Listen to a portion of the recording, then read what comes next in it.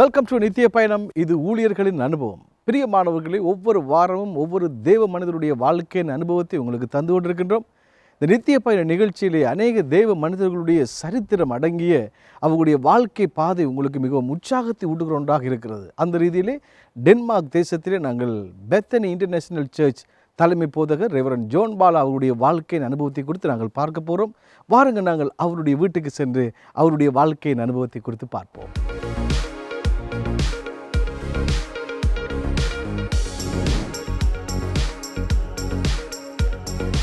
Hello, Pastor. Praise the Lord. Praise the Lord.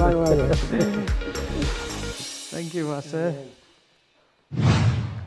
பிரியமானவர்களே, நாங்கள் இப்பொழுது ரெவரண்ட் ஜோன் பால் அவருடைய வீட்டிலே வந்திருக்கிறோம். அவருடைய வாழ்க்கையிலே கத்தர் இந்த டென்மார்க் தேசத்திலே கொண்டு வந்து கத்தர் ஆசீர்வதித்து குடும்ப வாழ்க்கையோடு கூட திருச்சபை வாழ்க்கையை கொடுத்து இந்த தேசத்திலே அநேகரை ஆசீர்வதிக்கும்படியான ஒரு பாத்திரமாக கத்தர் வைத்திருக்கிறார். ஆகவே இந்த தேசத்திலே கத்தர் இவ்விதமாக வைத்திருக்கிறதுக்கு முன்பதாக இவருடைய ஆரம்பகால வாழ்க்கையை குறித்து நாங்கள் பார்க்க போகிறோம். அவர் இலங்கை தேசத்திலே பிறந்த ஒருவர். ஆகவே இலங்கை தேசத்தில் எவ்விதமாக அவருடைய வாழ்க்கை முறை காணப்பட்டது, எப்படி இங்கே நோக்கி வந்தார் என்பதை குறித்து நாங்கள் பார்ப்போம். Praise Lord pastor. உங்களோடு கூட இருக்கிற ரொம்ப சந்தோஷம். இந்த நாளில் பாஸ்டர், உங்களுடைய வாழ்க்கையிலே கத்தர் இந்த இடத்துல உங்களை ஆசீர்வதித்திருக்கிறார். அதற்கு முன்பதாக இலங்கையிலே நீங்கள் எங்கே பிறந்தீர்கள், எப்படி வளர்க்கப்பட்டீர்கள், உங்களுடைய வாழ்க்கை முறை எப்படி இருந்தது? நான் இலங்கையில் ஜாழ்ப்பாணத்தில் நாச்சுமாவிலுடைய சேர்ந்த நான் படிப்பு இலங்கையில் இருக்கிற பரமேஸ்வரா காலேஜ், அங்கே நான் சயின்ஸ் மீடியத்தில் படித்தேன். நான் 10ஆம் வரைக்கும் படித்தேன். நான் அதுக்கு பின்பு நான் இலங்கை சிமெண்ட் தொழிற்சாலையில் வேலை செய்தேன். நல்லது. நீங்கள் படித்து வேலைக்கு போனதுக்கு முன்பதாக உங்களுடைய குடும்பத்திலே எத்தனை பேர், உங்களுடைய சகோதரர்கள் எத்தனை பேர், எப்படி உங்களுடைய ஆரம்ப சிறிய வாழ்க்கை சிறு பிராயத்தில் எப்படி உங்களுக்கு காணப்பட்டது? எங்களுடைய அப்பா ஒரு பிளம்பர், வயலும் செய்கிறவர். சாதாரணமான ஒரு குடும்பம்தான். எங்களில் மொத்தம் 5 சகோதரங்கள். நாங்கள் சாதாரணமாக இருந்தாலும் அவ்வளவு ஒரு பெரிய கஷ்டமான ஒரு பாதையால் போகலை. எங்களுக்கு அந்தண்டாட தேவைகளை என்னோடய தகப்பனார் சந்தித்தவர். அப்புறம் நாங்கள் வளர்ந்த பிறகு நாங்களே உழைச்சி எங்களோட காரியத்தை பார்க்கக்கூடிய அளவுக்கு எங்களை படிப்பித்து எங்களை ஒரு நல்ல நிலைக்கு விட்டார். பரமேஸ்வரா கல்லூரியில் நீங்கள் படிக்கிற பொழுது உங்களுடைய கல்லூரி அனுபவம் இன்றைக்கு மறக்க முடியாமல் இருக்கிற ஒன்றுன்றா நீங்கள் எதை பற்றி சொல்லியிருக்கிறோம்? இல்லை, பரமேஸ்வரா காலேஜ் அது ஒரு சைவ பாடசாலை. அங்கே கூடுதலாக விளையாட்டுகளுக்கு தான் கூடுதலாக இடம் இருக்கும். விளையாட்டு போட்டிகள், மற்றது கவுட்ஸ், கேரியட்ஸ் எல்லாம் பங்கெடுத்திருக்கிறோம். அதை விட அநேக நாடகங்கள். முதலாவது நான் ஒரு 14 வயசில் சவுந்தலை என்ற ஒரு நாடகம் நடிச்சிருக்கிறேன். அதில் நானே பாடல்கள் எழுதி நடிச்சிக்கேன். அப்போ எங்களுக்கு ஆசிரியர்கள் நல்ல உதவி செய்வாங்களே என்றால் நான் அந்த கலையில் நல்ல இது கவிதைகள் எழுதுவது, பாட்டு எழுதுவது அப்படியான ஈடுபாடு உள்ள நான். அப்போ அநேக ஆசிரியர்கள் என்னில் நல்ல விருப்பம். ஏன்னா தமிழ் எனக்கு நல்ல ஆர்வம் கூட. ஓகே. அதனால் அந்த காலங்களில் நாங்கள் அநேகமான கலைஞர்களோடு எங்களுக்கு ஈடுபாடு இருந்தது. அப்போ நீங்களும் ஒரு நடிகன், கலைஞர் என்று சொல்லலாம். இப்போ உதாரணத்துக்கு மனோகரான்ற ஒரு படத்தை நாங்கள் நாடகமாக அதே சீன்ஸை அவ்வளவு இதுவும் நான் நடிச்சிருக்கிறேன். திரும்ப நடித்திருக்கிறேன். அவ்வளோ நடிச்சிருக்கிறேன் 14 வயசில். அதை விட பாடல்கள் எழுதியிருக்கிறேன். அதை விட எங்களுக்கு நிறைய அந்த கலைஞர்களை குறித்து எங்களுக்கு தெரியும். அந்த ஆர்வம் இருந்தது. ஓகே. கலை ஆர்வம். ஓகே. நானும் மட்டுமில்லை, என்னோட அண்ணர். ஓகே. அப்படி இருந்தது. மற்ற கொஞ்சம் தபேலா வாசித்து பழகக்கூடிய இது இருந்தது. மற்றது நிறைய கலை நிகழ்ச்சிகள் செய்திருக்கிறோம். ஸ்போர்ட்ஸுகள் பாடசாலையில் இருக்கும் பொழுது எங்களுக்கு நிறைய நண்பர்கள் எப்படி என்றால் அவர்களுடன் நான் நல்லா பழகுவேன். ஓகே. அப்போ அதில் எனக்கு நிறைய நண்பர்கள் உண்டு. உங்களுடைய நண்பர்கள் இன்றைக்கும் இங்கே டென்மார்க் தேசத்தில் உங்களுடைய பாடசாலை நண்பர்கள் இருக்கிறார்களா? என்னோட படித்த யாருமே இந்த தேசத்தில் இல்லை. ஓகே. ஆனால் யூரோப்பில் இருக்கிறார்கள். ஆனால் ஐரோப்பிய நாடுகள், கனடா, அமெரிக்காவில் இருக்கிறாங்க. ஓகே. ரொம்ப சந்தோஷம் பாஷா. இப்பொழுது உங்களுடைய பாடசாலை அந்த அனுபவம் ரொம்ப சுவாரஸ்யமாக இருக்கிறது. அதை தொடர்ந்து நீங்கள் சிமெண்ட் ஃபேக்ட்ரியில் உங்களுக்கு வேலை கிடைக்கிறது. வேலை செய்கிற காலங்களிலே எவ்விதமாக உங்களுக்கு திருமணம் அங்கே ஆகிவிட்டதா, அல்லது எப்படி உங்களுடைய திருமண வாழ்க்கை அமைந்தது? இல்லை, நான் இலங்கை சிமெண்ட் தொழிற்சாலையில் 79ஆம் ஆண்டுலேருந்து வேலை செய்தேன். அப்போ அங்கே போகும்பொழுது நாங்கள் ஒரு தேர்ச்சியற்ற ஒரு வேலைக்காரனாக போய் அப்புறம் அங்கே சில வேலைகளை பழகி மெஷின் ஆப்ரேட்டராக இருந்தேன் நான். அது பிறகு எங்களுக்கு 85ஆம் ஆண்டு காலப்பகுதியில் எங்களோட திருமணங்கள் முடிஞ்சு அதுக்கு பிறகு நான் இந்தியா வந்து இந்தியாவிலிருந்து 86ஆம் ஆண்டு இந்த நாட்டுக்கு வந்து. நீங்கள் திருமணமாகி இந்தியாவுக்கு போகிற பொழுது உங்களுக்கு குழந்தைகள் இருக்கிறார்களா அல்லது? இல்லை, நான் இந்தியா போன அப்புறம் மகள் பிறந்தவன். ஓகே. அப்புறம் இங்கே வந்து அவர் 2 பேரையும் நான் என்னுடைய மூத்த மகளையும் மனைவியையும் இங்கே கூப்பிட்டுருக்கேன். ஓகே, நல்லது பாஸ்டர். உங்களுடைய அந்த திருமண வாழ்க்கையை தொடர்ந்து இந்தியாவுக்கு போய் எப்படி நீங்கள் டென்மார்க் கவர்மெண்ட் யோசித்தீர்கள்? எப்படி அந்த பயணம் உங்களுக்கு அமைந்தது? எனக்கு வந்து ஐரோப்பிய நாடுகளுக்கு வேற விருப்பம் இல்லை அப்போ. ஏனென்றால் இலங்கையிலிருந்து 13,000 ரூபாயோட நீங்கள் ஈஸ்ட் ஜெர்மனுக்குள்ளே வரலாம். ஓகே. ஈஸ்ட் ஜெர்மனில் வந்து நீங்கள் பெஸ்ட்டுக்குள்ளே வரலாம் 24 ஹவர்ஸ் விசாவோட. ஓகே. அப்போ ஏரோ ஃப்ளைட் வந்து சரியான சீப் 13,000. நான் அப்படி விரும்பல. நான் வந்து எங்கேயாவது ஒரு நாடுகளுக்கு போவேன். ஏன்னா எனக்கு வந்து நிறைய வேலைகள் தெரியும், ப்ளம்பிங் அந்த வேலைகள் தெரியும். அப்போ அதில் வந்து நான் மர்லியா மூலம் ஏஜென்சி மூலம் போயிருந்தேன் நான். ஆனால் அப்புறம் ஒரு ஏஜென்சிகிட்ட பணம் கட்டி இந்தியாவுக்கு போய் இந்தியாவில் போய் பொம்பேயில் வந்து நான் கப்பல் எடுக்கலாம் க்ரீஸுக்கு போகலாம்ன்ற இந்த டைமில் தான் திடீர்னு எனக்கு இந்த டென்மார்க் வரதுக்கு விசாவும் டிக்கெட்டும் கிடைச்சது. அப்போ என்னுடைய ஏஜென்சி மூலம்.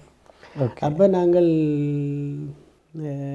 பாம்பேயிலேருந்து இன்டர்நேஷ்னல் ஏர்போர்ட்லேருந்து பெல்ஜியம் வந்து பெல்ஜியத்துலேருந்து டென்மார்க் வந்து நான் டென்மார்க்கில் வந்து என்னுடைய ஸ்டேட்மெண்ட் கேட்ட உடனே 40 நாட்களே என்னை அக்செப்ட் பண்ணிட்டாங்க.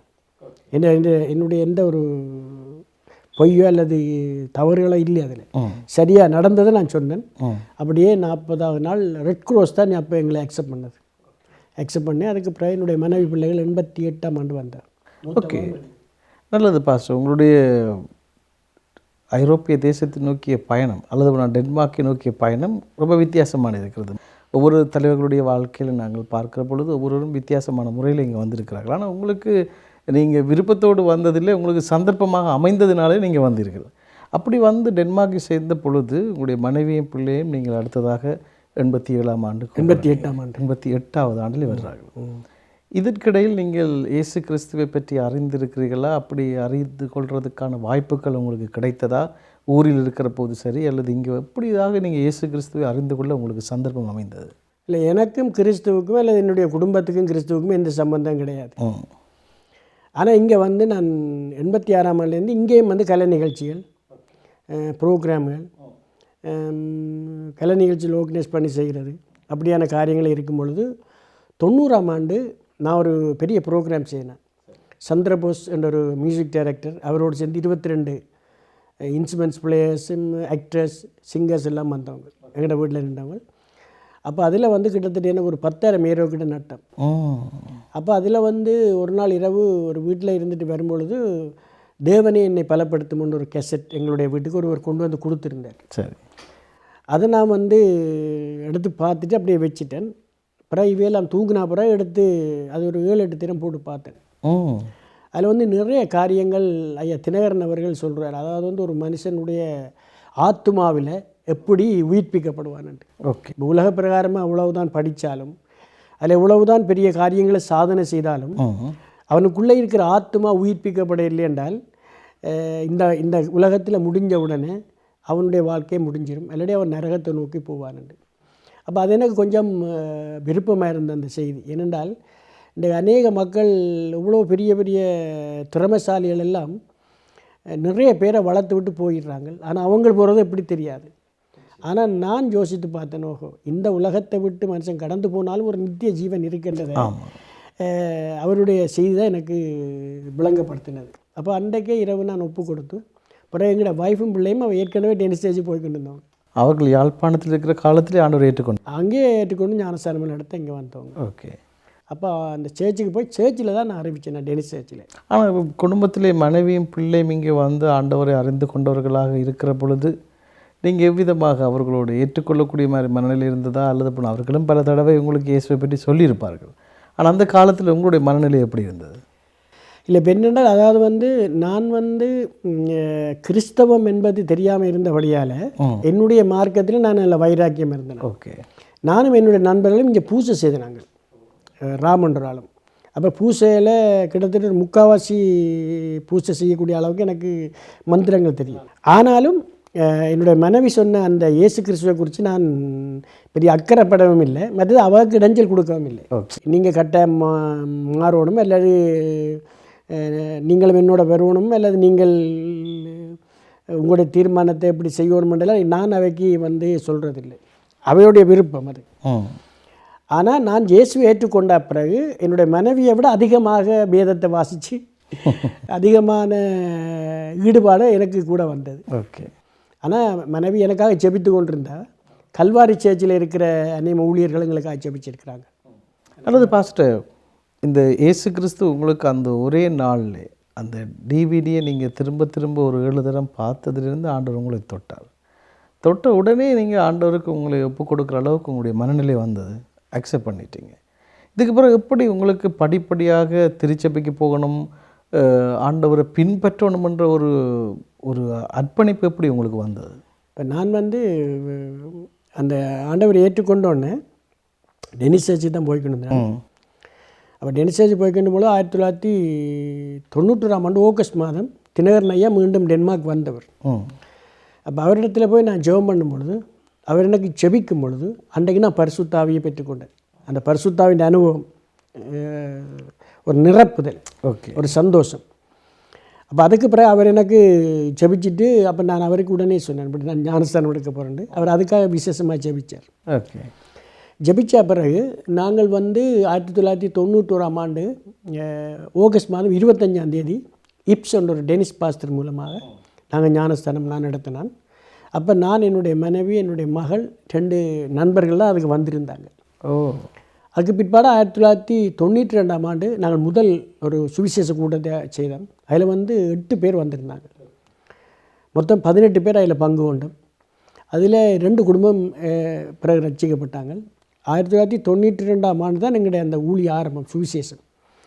அதுக்கு பிறகு வீடு வழியே போகிறது, ஜனங்களை சந்திக்கிறது, ஆண்டவரை பற்றி சொல்கிறது. இந்தியா, இலங்கையிலிருந்து நிறைய ஊழியர்கள் வந்திருக்கணும். அப்போ அவர்களை வச்சு நாங்கள் சுவிசேஷ கூட்டங்கள் நடத்துகிறது. பட் அநேக அற்புதங்கள் நடந்திருக்கு அந்த நாட்களில். மற்றது எங்களுக்கும் அந்த இப்போ நாங்கள் ஊழியம் செய்யணுமென்றதை விட இயேசு கிறிஸ்துவ மக்கள் அறியணும். அந்த ஊழியக்காரனை வரணுமென்று எனக்கு அது பெருச விருப்பம் இல்லை. ஆனால் நான் அறிஞ்சது போல் இயேசுவை எங்களோட மக்கள் அறியணும். ஏன்னா நாங்கள் ஒரு மாயக்குள்ளே இருந்தோம். எனக்கு ஒரு வசனம் பிடிக்கும் என்னென்றால், நீங்களோ உங்களை அந்தகாரமான இருளில் இருந்து ஆச்சரியமான ஒளிக்கு அழைத்தவருடைய புண்ணியங்களை அறிவிப்பதற்கு தெரிந்து கொள்ளப்பட்ட ராஜரீகமான ஆசாரிய கூட்டம், சொந்த ஜனம், பரிசுத்த ஜாதி என்றைக்கு. அப்போ ஆண்டவர் இருளில் இருந்து எங்களை ஆச்சரியமான ஒளிக்கு அழைத்திருக்கிறார் என்றால், அந்த ஆச்சரியமான ஒளியை நாங்கள் பார்க்க முடியாது, அனுபவிக்க முடியும். நிச்சயமாக அந்த அனுபவம் தான் எங்களை ஊழியக்காரனாக மாற்றியது. அப்போ நான் என்ன செய்தேன் என்றால், பிறகு 1992ஆம் ஆண்டு ஜெர்மனியில் ஒரு செமினார் நடந்தது. அப்போ அங்கே ஒரு 5 நாள் செமினாருக்கு போயிருந்தேன். அப்போ அங்கே போகும்பொழுது கடைசி நாட்களில் ஐயா தினகரன் அவர்கள் என் தலையில் காய்ச்சி ஜெபிக்கும்போது சொன்னார், நான் உன்னை பார்க்குறேன், உன்னுடைய தேவைகளை சந்திப்பேன், உனக்கு ஆத்துமாக்களை தந்து என் ஊழியத்தை செய்வேன், ஓகே என்று சொன்னார். அதே மாதிரி ஆண்டவர் ஆத்துமாக்களை தந்தார், சபைகளை நிறுவச் செய்தார், கிளை சபையில் நிறுவச் செய்தார். ஒரே நாளில் 11 பேர், 7 பேர், 8 பேர் என்று ஞானஸ்தானம் கொடுத்தோம். அதுவும் இயேசு அறியாதவர்கள், சாதாரண கிறிஸ்தவர்களை விட ஹிந்துக்கள், மற்றது நல்ல வைராக்கியமான ஹிந்துக்கள் எங்களோட சாட்சியல் மூலம் அவர் ரட்சிக்கப்பட்டார்கள். ஏன்னா ஏற்கனவே நான் கலை, கலாச்சாரம், ஹிந்து மார்க்கம், உதாரணத்துக்கு நாங்கள் வேதத்தை படிக்க முந்தி திருக்குறளை படிப்போம். திருக்குறள் தமிழர்களுடைய விசேஷமான ஒன்று. அதுகளில் கூடுதலாக நாங்கள் படிக்கிறதுனால அப்போ மக்களுக்கு நாங்கள் திரும்பி அதே காரியத்தை விட்டு திரும்ப இயேசுவை குறித்து சொல்லும்போது அவங்களுக்கு ஒரு ஆச்சரியம். அப்போ ஏதோ ஒரு காரியம் வேறுக்குள்ளே இருக்கண்டு அந்த சாட்சியை பார்த்தா ஜனங்க ரட்சிக்கப்பட்டது. நல்லது. உங்களுக்கு அப்படியே படிப்படியாக உங்களுக்குள்ளே ஏற்பட்ட அந்த உள்ளுணர்வு ஆண்டவரை பற்றி மற்றவர்கள் அறிந்து கொள்ளணும்னு. ஆனால் ஒரு கட்டத்தில் ஆண்டவர் உங்களை ஒரு ஊழியக்காரனாக அழைக்கிறதை நீங்கள் புரிந்து கொண்டிருப்பீங்க. ஒரு திருச்சபை தலைவனாக மாறுறதுக்கான ஒரு அழைப்பு கண்டிப்பாக உங்களுக்கு கிடைத்திருக்கு. அப்படியான அது எப்படி உங்களுக்கு அந்த அழைப்பை நீங்கள் புரிந்து கொண்டீர்கள்? எந்த விதத்தில் நீங்கள் அதை திருச்சபையை ஸ்டார்ட் பண்ணணுமென்ற அந்த உள்ளுணர்வுகள் வந்தீர்கள்? நாங்கள் ஆரம்பத்தில் திருச்சபை என்று நாங்கள் அதாவது திருச்சபைக்கு ஒரு பேர் வச்சு ஆரம்பிக்கல. நாங்கள் கூட்டங்களை நடத்தி கொண்டு வந்தோம். எல்லா விதமான கூட்டங்களும் நடக்கும். சுவிசேஷ கூட்டங்கள், ஆராதனைகள், கிறிஸ்மஸ் ஆராதனைகள், நியூ இயர் ஆராதனை எல்லாம் நடத்தி கொண்டு வந்தோம். அப்படி நடத்தி கொண்டு வர காலத்தில் எனக்கு வந்து நான் வேலை செய்ததால் என்னுடைய மைத்துனர் ஒருவர், அவர் லண்டனில் இருக்கிறார், எலியான்னு சொல்லி, அவரை இந்த நாட்டுக்குள்ளே கூப்பிட்டு அவரை நாங்கள் ஆர்டினேஷன் பண்ணி அவருக்கு பின்னாலண்டு ஊழியம் செய்தேன் நான். ஆனால் ஒரு குறிப்பிட்ட காலத்தில் அவருக்கு விசா ரிஜெக்ட் பண்ணிட்டாங்க. அப்போ எனக்கு அப்போ தெரிஞ்சிட்டது தேவன் என்னை அழைக்கிறாருன்ட்டு. அதுக்கு பிறகு நான் ப்ராப்பராக படித்தேன். நான் இப்போ theology proper, systematical theology, leadership, ஹேர்மெனியூட்டிக்கல் principal, மறுது revelation, இந்த புத்தகங்கள் எல்லாத்தையும் தனியாக படித்து டெனிஸ்காரன் எனக்கு அதுக்கு சர்டிஃபிகேட் கொடுத்துருந்தாங்க. ஓகே. அப்போ அவங்களுடைய அங்கீகாரத்தோடு நான் வந்து பாஸ்டர் ஆர்டினேஷன் பெற்று அதுக்கு பிறகு தான் நான் கிட்டத்தட்ட 2000 ஆண்டு 1990ஆம் ஆண்டு நான் ரட்சிக்கப்பட்டாலும், 91 ரட்சிக்கப்பட்டாலும் 2001ஆம் ஆண்டு அளவில் தான் நான் என்னை திருநிலைப்படுத்தினோம், போதர் ஆர்டினேஷன் பண்ணோம். ஏன்னா அதுவரையிலும் நான் அதை படித்து, என்றால் எந்த ஒரு விஷயத்தை நாங்கள் படித்து அதில் அனுபவப்படாமல் இறங்கும்போது அது தோல்வியில் தான் முடியும். அப்போ எனக்கு அது விளங்கிட்டு எப்படின்னா, நாங்கள் முதல் படிக்கணும், நாங்கள் படித்து அறிஞ்சு தான் மற்றவை கற்றுக் கொடுக்கணும். அப்போ அதனால் நான் படித்து அதுக்கு பிறகு தான் நான் அந்த திருவிருந்து கொடுக்குற அளவுக்கு என்ன தயார் பண்ணேன். ஏன்னா முதல் எங்களை நாங்கள் தயார் பண்ணோம். அதை விட என்னுடைய மனைவி வந்து 1993ஆம் ஆண்டு ஒரு பயங்கரமான ஒரு வியாதி மூலம் தாக்கப்பட்டார். 7 நாட்கள் மருத்துவமனையில் இருந்த பொழுது நான் என்னுடைய 3 பிள்ளைகளும் வீட்டில் இருந்தாங்க. அந்த காலங்களில் நான் செபிக்கும் பொழுது தான் எனக்கு என்னை ஆட்கொண்ட இயேசு என்ற ஒரு பாடல்கள் எழுதின ஆரம்பிச்சேன். அப்போ அந்த ஒரு அனுபவம் என்னென்றால், முதலாவது அந்த வியாதி வந்து ஆண்டவரால் நீக்க முடியுமென்ற அந்த வார்த்தைகளை அந்த பாடல் மூலம் அந்த தந்தார். அல்லது அந்த என்னை ஆட்கொண்ட இயேசு என்ற பாடலை நீங்கள் எழுதுறதுக்கு அடிப்படை காரணம் மனைவிக்கு கிடைத்த சுகம். அந்த வியாதி நேரத்தில் நான் ஜெபிக்கும் பொழுது கிடைச்சது. என்றால் நோய்களை தீர்த்திடும் இயேசுவே உம்முடைய தழும்புகளால் குணமாகினேன் என்ற அந்த வார்த்தை. ஆமாம், அப்பொழுது நீங்கள் வியாதி சுகமாகவில்லை, ஆனால் உங்களுக்குள்ள அந்த உணர்வு வருது. இந்த பாடல், அந்த பாடல் வரியை கொஞ்சம் எங்களுக்காக பாடி காட்டு. அந்த பாட்டில் வந்து, என்னை ஆட்கொண்ட இயேசுவே என் கூரைகள் தீர்ப்பார், தீங்குகள் என்னை சூழும்போது திடமான பலம் தருவார், திடமான பலம் தருவார். பாடுவோம் தினமல்லேலுயா, பாடுவோம் தினமல்லேலுயா, பாடுவோம் தினமல்லேலுயா, பாடுவோம் தினமல்லேலுயா. நோய்களை நீக்கிடும் இயேசுவே உம் தழும்பினால் குணமடைந்தேன், சாத்தானின் சோதனை நெருக்கும்போது வெற்றியை தந்தருள்வார், வெற்றியை தந்தருள்வார். பாடுவோம் தினமல்லேலுயா, பாடுவோம் தினமல்லேலுயா, பாடுவோம் தினமல்லேலுயா, பாடுவோம் தினமல்லேலுயா. ரொம்ப அருமையான வரிகள் பாஸ்டர். நீங்கள் நான் நினைக்கிறேன் ரட்சிக்கப்பட்ட 2-3 ஆண்டுகளுக்குள்ளேயே நீங்கள் பாடல் எழுதுகிறவராய் மாறிவிட்டீர்கள், அப்படி தான் சொல்லலாம். 91ஆம் ஆண்டு ஆண்டவர் ஏற்றுக்கொள்கிறீங்க, 93ஆம் ஆண்டு மனைவி யாழ்ப்பாணத்தில் இருக்கிற அந்த சந்தர்ப்பத்தில் இந்த பாடல் உங்களுக்கு எழுதப்படுது. நல்ல இந்த நிறைய சொல்லுங்கள். இல்லை என்னென்றால், இப்போ நான் என்ன சொல்லுவேன் என்றால், உண்மையிலேயே நிறைவானது வரும்பொழுது குறைவானது போய்விடும் என்று பவுல் எழுதுகிறார் கொரிந்தியருக்கு. ஆனால் உண்மையிலேயே நாங்கள் ஏற்கனவே நிறைய குறைகளோடு தான் இந்த உலகத்தில் வாழ்கிறோம். என்னதான் கவிதைகளினாலும் பாடல்களினாலும் கலைஞர்களாக இருந்தாலும் நமக்குள்ள உண்மையான அந்த அன்பு கிடையாது, உண்மையான நிறைவு கிடையாது. ஆனால் உண்மையிலே இயேசு கிறிஸ்துவோட பரிசுத்தாவியான வரும்பொழுது அவர் எங்களுக்கு கொடுக்குற அந்த நிறைவு மற்றவர்களுக்கு பயனடைச்சு. அப்போ அதனால தான் இன்றைக்கு அந்த நிறைய பாடல்கள் அநேக இடங்களில் பாடுறோம். நாங்கள் நிச்சயம் உங்களுடைய பாடல்களை குறித்து தொடர்ந்து பேசுவோம் பாஸ்டர். ஒரு சிறிய இடைவெளிக்கு பிறகு உங்களுடைய வாழ்க்கையிலே கர்த்தர் படிப்படியாக எப்படி உங்களை வழிநடத்த என்பதை குறித்து நாங்கள் பேசுவோம். நன்றி நேயர்களே. இதுவரை அருமையான ரெவரண்ட் ஜோன் பால் அவருடைய வாழ்க்கையிலே கர்த்தர் எவ்விதமாக இலங்கை தேசத்திலிருந்து அவரை இந்த டென்மார்க் தேசத்துக்கு கொண்டு வந்தார் என்றும், ஆண்டவர் அவருடைய வாழ்க்கையிலே எவ்விதமான ஒரு ரட்சிப்பை கொடுத்தார் என்பதை குறித்து நாங்கள் பார்த்தோம். படிப்படியாக அவருடைய உள்ளுணர்வின் மூலமாக சத்தியத்தை அறிவிக்கிற ஒருவராக மாறிவிட்டார், பாடல்களும் எழுதுகிற ஒருவராக மாறிவிட்டார். தொடர்ந்து இவருடைய வாழ்க்கையிலே கர்த்தர் நடத்தின விதங்களை குறித்து நாங்கள் பார்க்க போகிறோம். சிறிய இடைவெளிக்கு பிறகு மீண்டும் நித்திய பயணம் தொடரும்.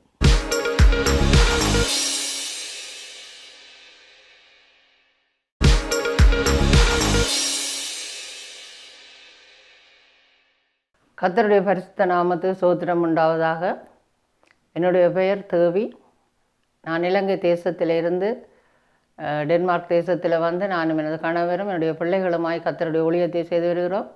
நான் சிறு வயதிலேயே ஆண்டவரை அறிந்து கொண்டேன். என்னுடைய 14 வயதிலேயே நான் கல்வாரி சபையிலே அங்கே ஸ்வீடன் தேசத்திலிருந்து வந்து கர்த்தருடைய சுசேதத்தை அறிவித்ததான வேளையிலே நான் சிறு வயதிலே அந்த இடத்துக்கு கடந்து சென்று அங்கே ஆண்டவரை ஏற்றுக்கொண்டேன். சிறிது காலங்கள் நான் இந்த சபைக்கு போகாதபடி வீட்டில் இருந்தேன். அது என்னுடைய பெற்றோர்களுக்கு அது விருப்பம் இல்லாதபடியாலே, அவர்கள் இந்துவாக இருந்தபடியாலே நானும் அந்த இடத்துக்கு செல்லவில்லை. பிந்து மீண்டுமாக நான் திருமணமானதன் பின்னதாக ஆலயத்துக்கு நான் திரும்ப கடந்து செல்ல எனக்கு சந்தர்ப்பம் கிடைத்தது. என்னுடைய வீட்டுக்கு அங்கே பாஸ்டர் லெஸ்லி மத்தீஸ், ஜோசப் அவர்கள் எல்லாம் வந்து மீண்டுமாக ஆண்டவருடைய அன்பை குறித்து எனக்கு அங்கே சொன்னார்கள். திரும்ப நானும் எனது மகளுமாக அந்த இடத்துக்கு கடந்து செல்ல எனக்கு சந்தர்ப்பம் கிடைத்து நாங்கள் கடந்து சென்றோம். அங்கே என்னுடைய மகளை அங்கே முதலாவதாக ஆண்டவருக்கு நான் அர்ப்பணித்து அவளுடைய பிரதிஷ்டை அந்த ஆலயத்திலே செய்து அதன் பின்னதாக நானும் அதே வருடத்திலே 85ஆம் ஆண்டு நானும் அந்த ஆலயத்திலே திருமுழுக்கு பெற்றுக்கொண்டேன்.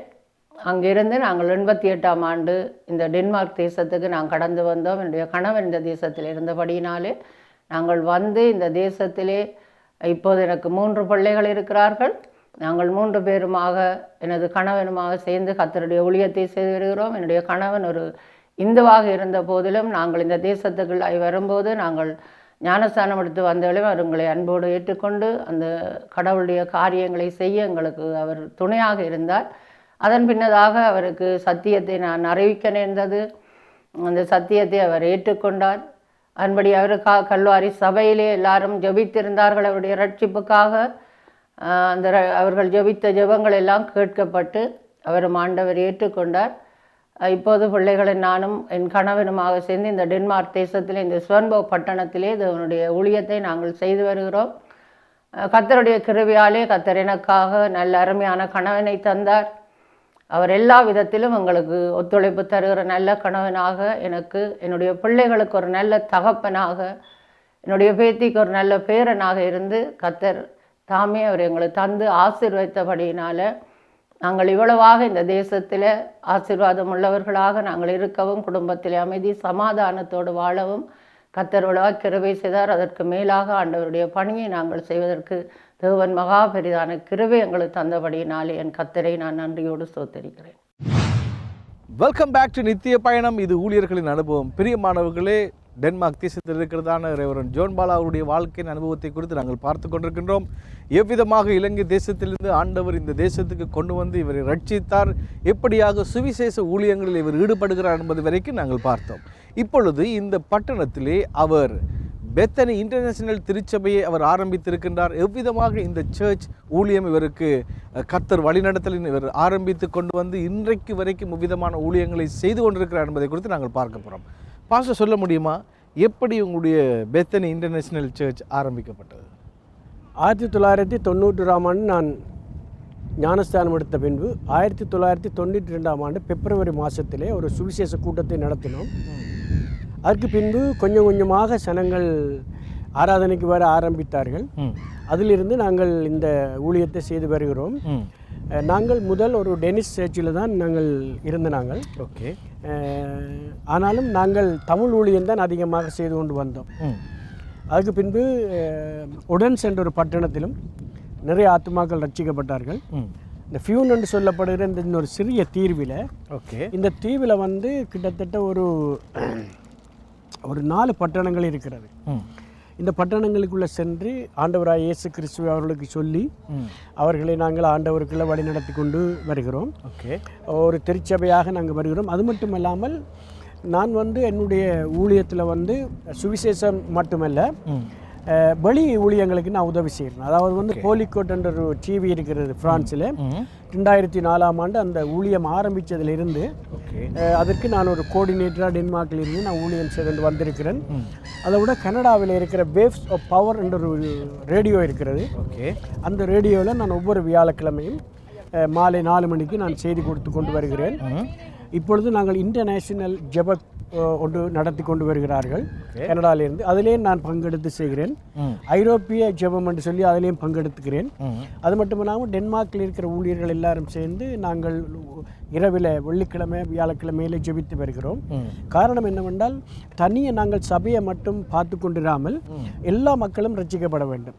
அதாவது இந்த பட்டணம் அல்லது மற்ற பட்டணம் என்றல்ல, எல்லா பட்டணத்தில் உள்ள மக்களும் ரட்சிப்புக்கு நாங்கள் அந்தந்த பகுதியில் இருக்கிற ஊழியர்களுக்கு நாங்கள் உதவி செய்கிறோம்.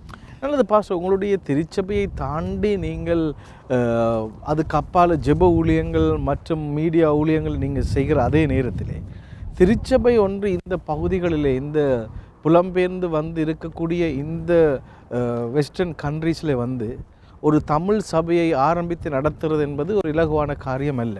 ஆனால் அந்த காலத்திலே மக்கள் புலம்பெயர்ந்து வந்த பல காரணங்கள் அடிப்படையிலே மக்கள் வந்தாலும் உங்களுக்கு சுவிசேஷத்தை அறிவிக்கிறதுக்கான ஒரு கிருபை, ஒரு பாக்கியம், ஒரு சந்தர்ப்பம் உங்களுக்கு அமைந்திருக்கு. அப்படியானால் எந்த விதத்திலே உங்களுக்கு இந்த திருச்சபைக்கு மக்களை கொண்டு வருகிறதுக்கான வாய்ப்புகள் உங்களுக்கு பெருகினது?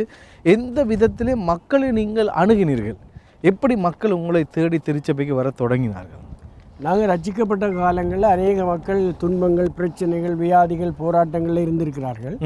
என்னதான் இந்த தேசத்தில் அவர்களுக்கு செல்வம் செல்வாக்கு இருந்தாலும் கூட மனதளவில் அவர்கள் நிறைய பேர் பாதிக்கப்பட்டிருந்திருக்கிறார்கள். ஓகே. சில பேர் தற்கொலைக்கு கூட தூண்டப்பட்டிருந்திருக்கிறார்கள். அந்த நேரங்களில் தேவனுடைய வார்த்தை அவர்களோடு பகிர்ந்து கொள்ளும் பொழுது அவர்களுக்கு ஆறுதலாகவும் சமாதானமாகவும் இருந்தது. அது மட்டுமில்லாமல் அவர்கள் இயேசுவை ஏற்றுக்கொள்ள விரும்பும் பொழுது அவர்களுக்கான சரீர உதவிகளையும், அவர்களுக்கு சில வேளையில வாகனங்கள் இருக்காது, நாங்களே போய் அவர்களை வீடு வழி ஏற்றிக்கொண்டு வருவோம். சிலருடைய வாழ்க்கையில சிலருக்கு உதவி இருக்காது. அப்ப நாங்க என்ன செய்யணும், அவர்களுக்கு உதவியாக இருந்து அவர்களுக்கு நாங்கள் அவர்களை ஆலயத்தில் கொண்டு வந்து வழி நடத்துவோம். அதே நேரத்தில் இன்னும் ஒரு காரியத்தை நாங்கள் செய்வோம். என்னென்றால் சில பேர் வந்து பொருளாதார ரீதியில் பாதிக்கப்பட்டிருப்பாங்க.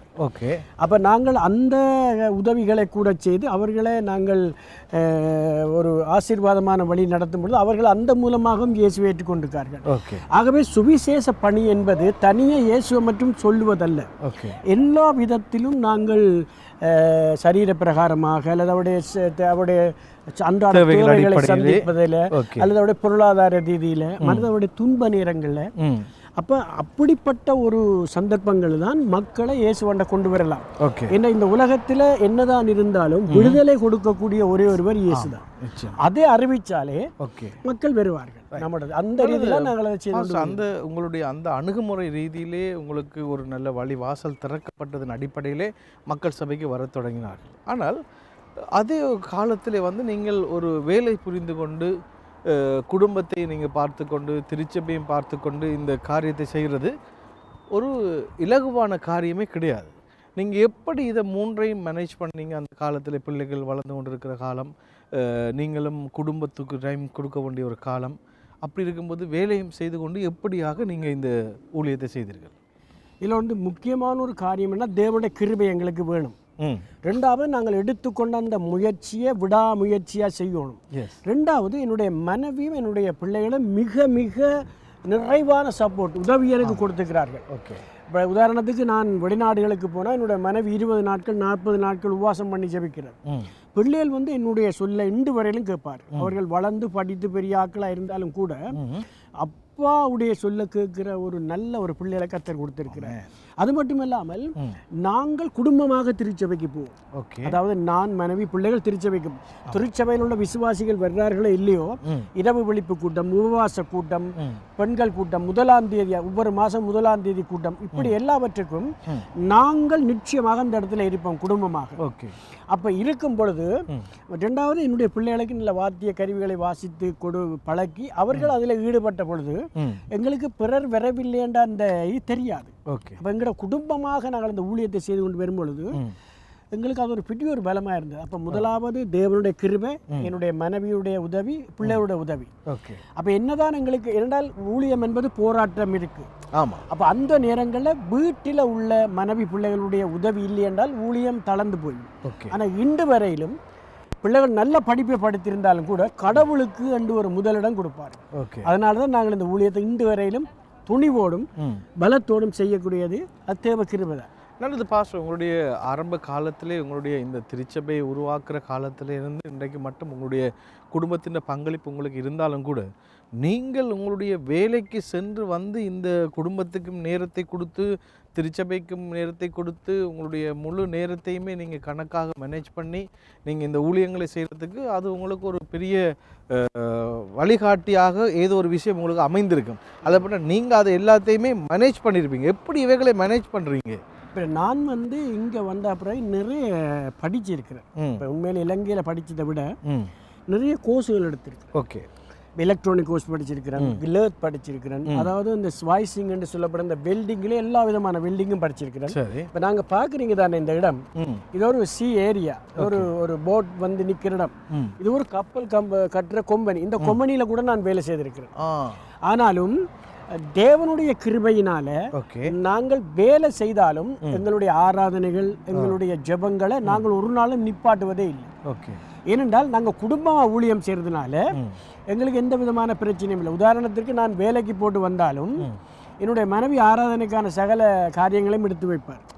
அப்போ நாங்கள் அதற்கு பின்பு என்ன செய்வோம் என்றால், நான் என்னென்ன செய்யணுமோ அதெல்லாம் முதல்ல ஏற்பாடு செய்யப்பட்டிருக்கும். அது எனக்கு ஈஸியாக இருக்கும். சரி, இன்று வரையிலும் அப்படித்தான் நாங்கள் செய்தோம். என்றால் வேலை செய்து கொண்டு ஊழியம் செய்கிறது கஷ்டமான ஒரு காரியமாக இருந்தாலும் எங்களுடைய குடும்பம் மனது வச்சால் விரும்பினால் நான் செய்யலாம். ஓகே, இப்போ நாங்கள் அதை ஒரு தடையாக சொல்ல முடியாது. ஆமாம், நல்லது பாஸ்டர். அதை தொடர்ந்து உங்களுடைய ஊழிய நீங்கள் ஏற்கனவே குறிப்பிட்டது போல் நீங்கள் பாடல்கள் எழுதுகிற ஒருவராக இருந்திருக்கிறீங்க. முதலாவது பாடலை நீங்கள் எங்களுக்கு பாடி காண்பித்திருக்கிறீங்க. அதனைத் தொடர்ந்து உங்களுக்கு ஆண்டவர் படிப்படியாக இன்னும் பல பாடல்களே ஆண்டவர் தந்திருப்பார். அதுவே நீங்கள் எழுத விதத்தில் நீங்கள் அதை பாடி ஆண்டவரை ஆராதித்திருப்பீர்கள், அல்லது போனால் CD வடிவில் வெளியிட்டிருப்பீர்கள்.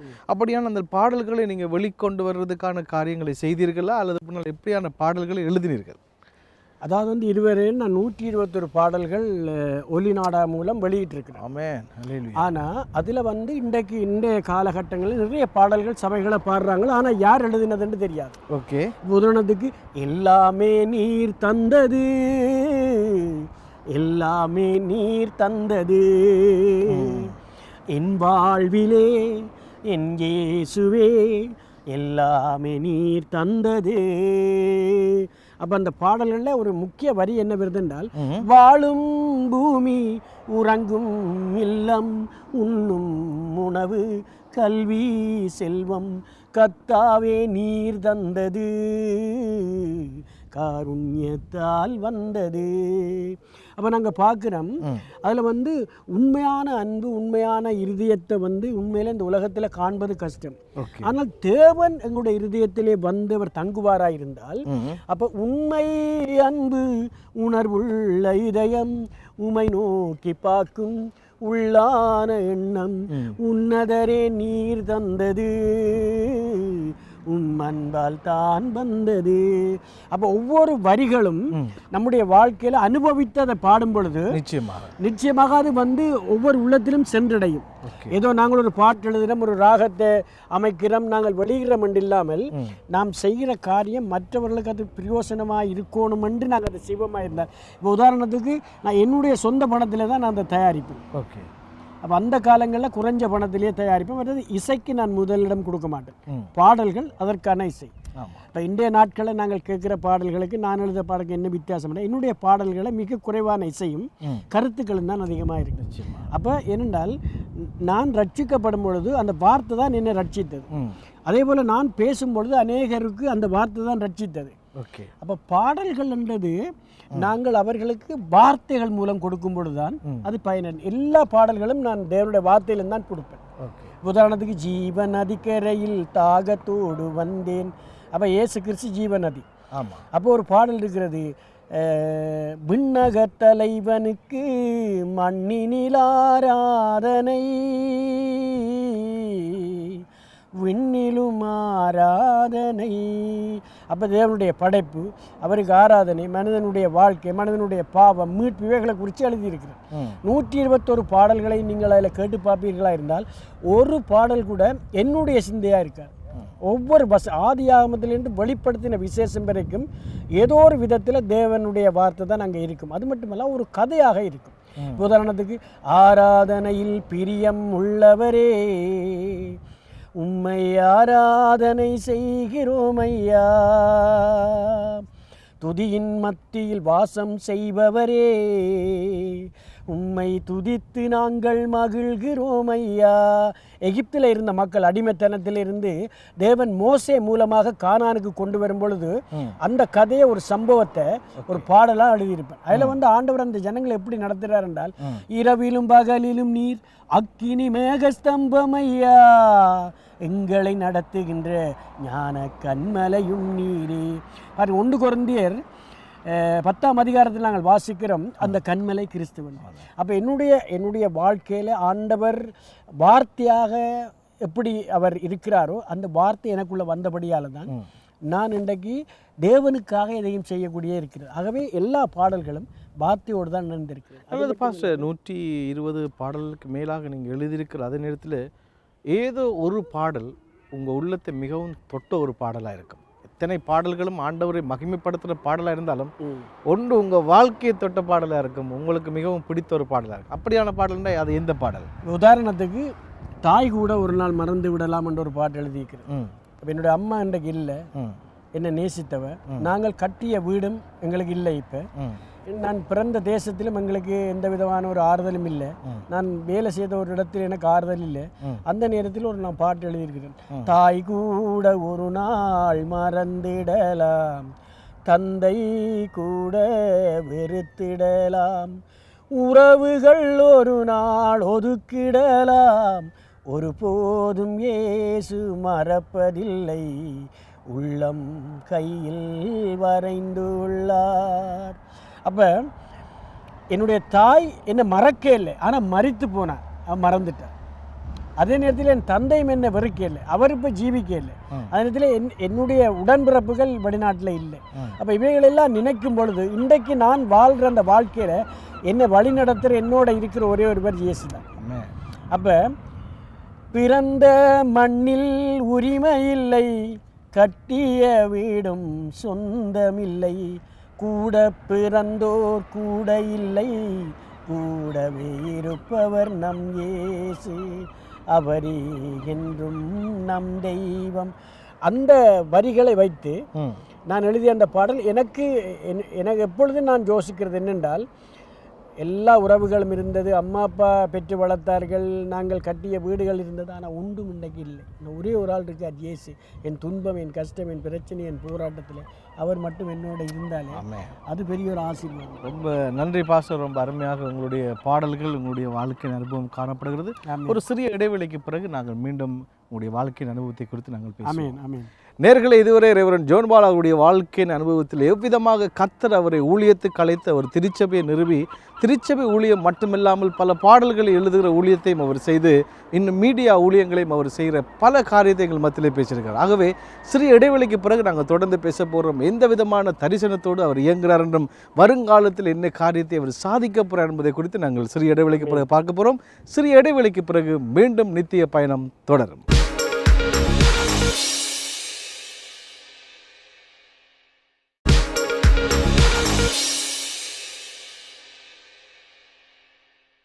எனது பெயர் ஏஞ்சலா ஜோன் பாலா. நான் பாஸ்டர் ஜோன் பாலாவுடைய மூத்த மகள். நானும் என் தாயாரும் இலங்கை தேசத்திலிருந்து டென்மார்க் வரும்போது எனக்கு 3 வயசு. நான் என்னுடைய தாயார் ரட்சிக்கப்பட்டு தான் இந்த தேசத்துக்கு வந்தால். அப்போ சொல்லுவார், இப்போ நான் வளர்ந்ததுக்கு பின்பதாக சொன்னார்கள், நான் என்னை டெடிகேட் பண்ணினதுக்கு பின்பதாகத்தான் என்னுடைய தாயாருடைய முழு குடும்பமும் ரட்சிப்புக்குள்ளாக வந்தார்கள் என்று சொல்லி. நாங்கள் டென்மார்க் வந்ததின் பின்பதாகத்தான் என்னுடைய தகப்பனார் இயேசு கிறிஸ்துவை ஏற்றுக்கொண்டார். அவர் ஊழியம் செய்வதற்கு ஆரம்பிக்கும் போது எனக்கு 7 வயசு. அந்த 7 வயசிலிருந்தே என்னுடைய பெற்றோரோடு சேர்ந்து நான் ஊழியத்திலே அவர்களோடு ஒவ்வொருடமும் கடந்து சென்று வந்தோம். நானும் என்னுடைய சகோதரியும் என் சகோதரனுமாக சிறு வயதிலிருந்தே என்னுடைய பெற்றோர் செய்த ஊழியத்திலே பங்கு வகித்து கொண்டிருந்தோம். இன்று வரையிலும் எங்களை தேவனுடைய பணியிலே அவர்களுடைய ஊழியத்திலே அவர்கள் இணைத்து தேவனுடைய வழியிலே பயபக்தியுடன் நாங்கள் தேவனுக்கு பயந்து ஜீவிக்கிறதற்கும், அது மாத்திரமல்ல இன்றைய நாட்களிலுமா எனக்கு ஒரு மகள் இருக்கிற அவவையும் கூட கர்த்தருடைய வழியிலே நடத்துறதற்கும் என்னுடைய பெற்றோர் உதவியாக இருந்திருக்கிறார்கள். என்னுடைய தகப்பனார் பெத்தானியா இன்டர்நேஷனல் சபையிலே ஒரு போதகராக இருக்கிறார். அவர் ஒரு நல்ல தகப்பனாக மாத்திரமல்ல சபையிலே இருக்கிற விசுவாசிகளையும் தன்னுடைய பிள்ளைகளின் போலவே அவர் நேசித்து வருகிறார். மற்றமாக அவருடைய ஊழியத்திலே அவர் முழுவதுமாக அர்ப்பணித்து அவர் முழுநேர ஊழியனாக இன்று ஊழியம் செய்து வருகிறார். எங்கள் பிள்ளைகளையும் அந்த ஊழியத்திலே அவர் இணைத்திருக்கிறார்.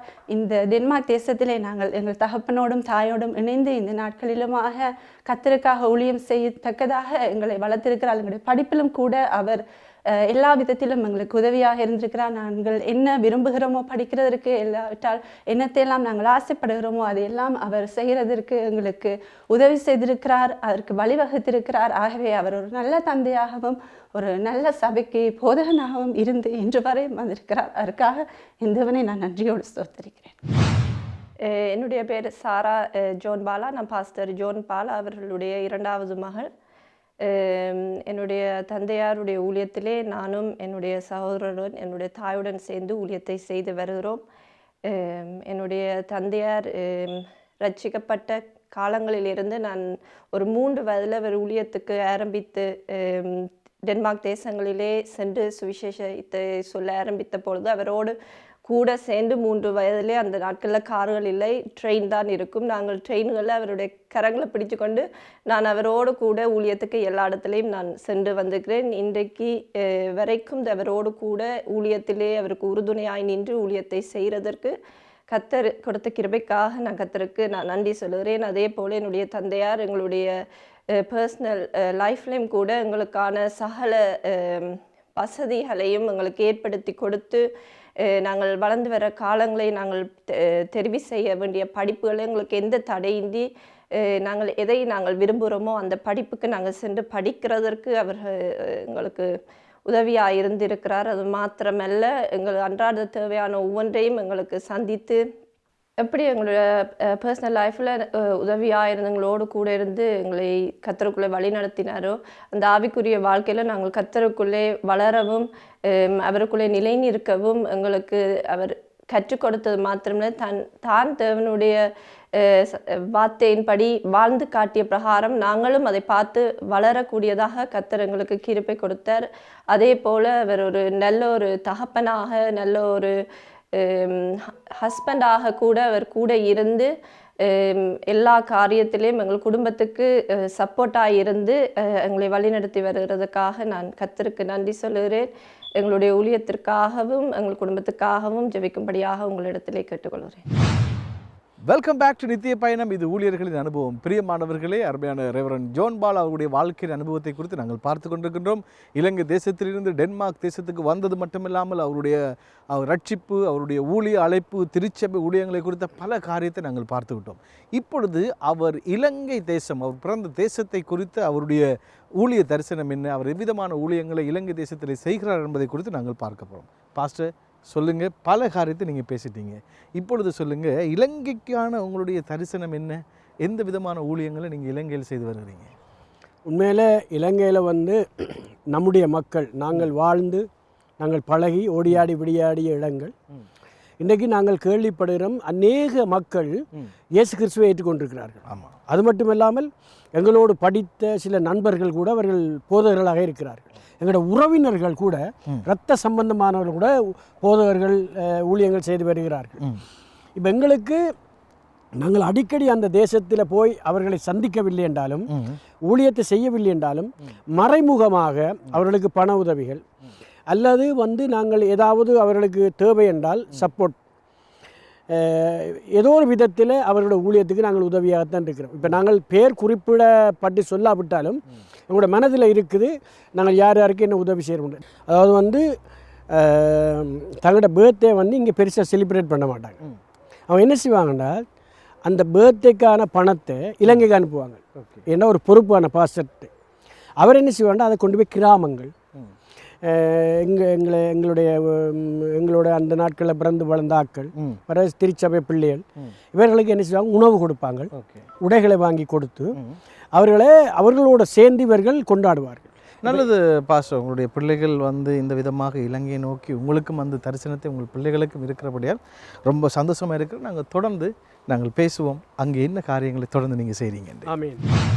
நல்லது பாஸ்டர், இப்பொழுது உங்களுடைய இலங்கை ஊழியத்தை குறித்து உங்களுக்கு பல எண்ணங்கள், தரிசனங்களோடு கூட நீங்கள் இயங்கி கொண்டிருக்கிற அல்லது பின்னால் செயல்பட்டு கொண்டிருக்கிற அதே நேரத்தில் நீங்கள் இருக்கிற இந்த டென்மார்க் தேசத்தை குறித்து அல்லது போனால் இங்கே வாழக்கூடிய அடுத்த ஜெனரேஷனை குறித்து உங்களுக்கு என்ன தரிசனம் இருக்கிறது மக்களை கிறிஸ்துவ கூட நடத்துறதிலே? நல்ல ஒரு கேள்வி. என்னென்றால் நாங்கள் இந்த நாட்டில் இருக்கிறோம். நாங்கள் இப்போ எங்களோட சந்ததி ஊழியம் செய்து கொண்டு இருக்குது. நாங்கள் தமிழர்களாக அந்த தமிழ் ஊழியங்களை செய்து கொண்டு இருந்தாலும் இனி வரப்போகிற சந்ததி முழுமையாக தமிழில் இருக்குமென்று சொல்ல முடியாது. நிச்சயமாக. ஆனால் அவர்கள் வந்து டெனிஸ் தமிழ் ரெண்டும் இருக்கும். பேச்சு வழக்கில் ஒருவேளை தமிழாக இருந்தாலும் அவரோட மொழி சகல காரியங்களும் டெனிஸ் தான்.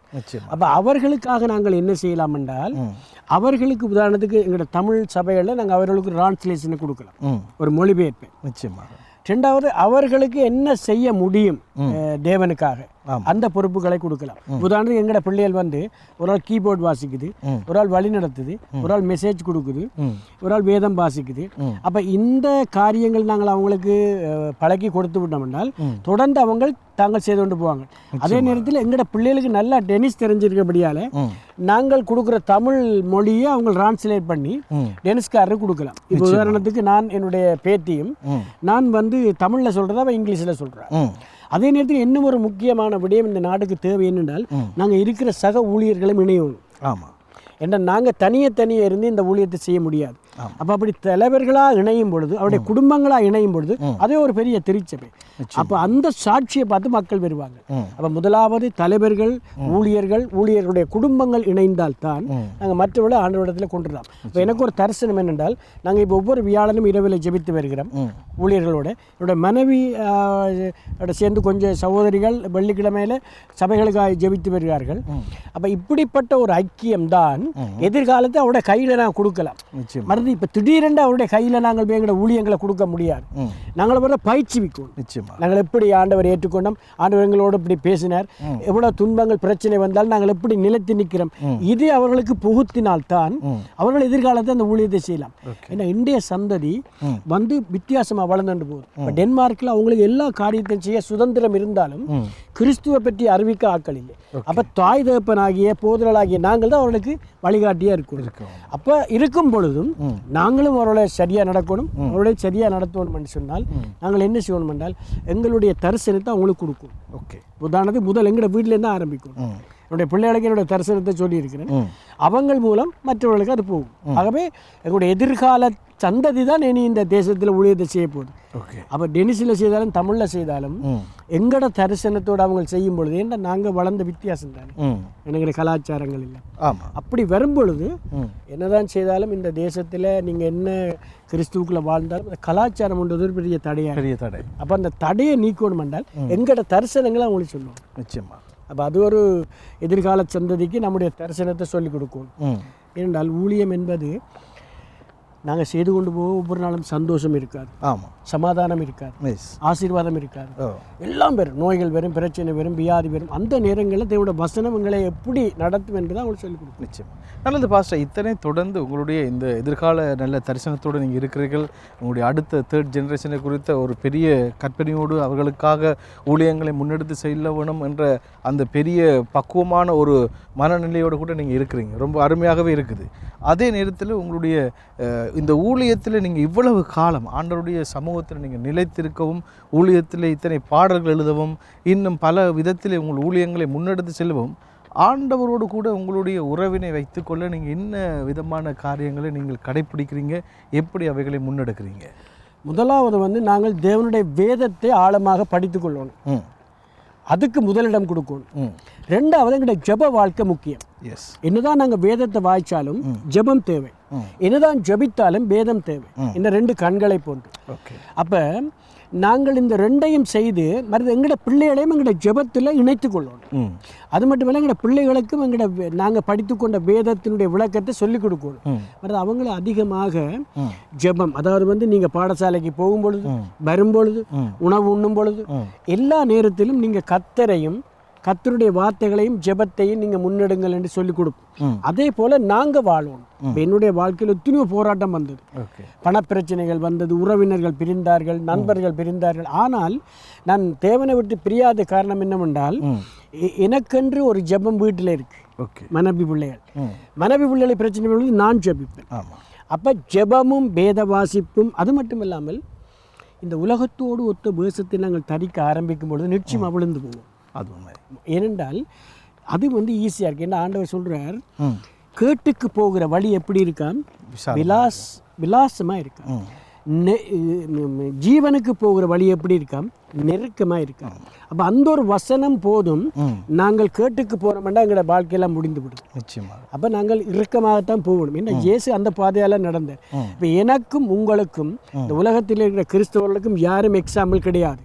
இயேசு ஒருவர் தான். அவருடைய அடிச்சுவடுகளை பின்பற்றினால் ஒழிய, அவர்கள் மாதிரியை விட்டு போய்விட்டார்.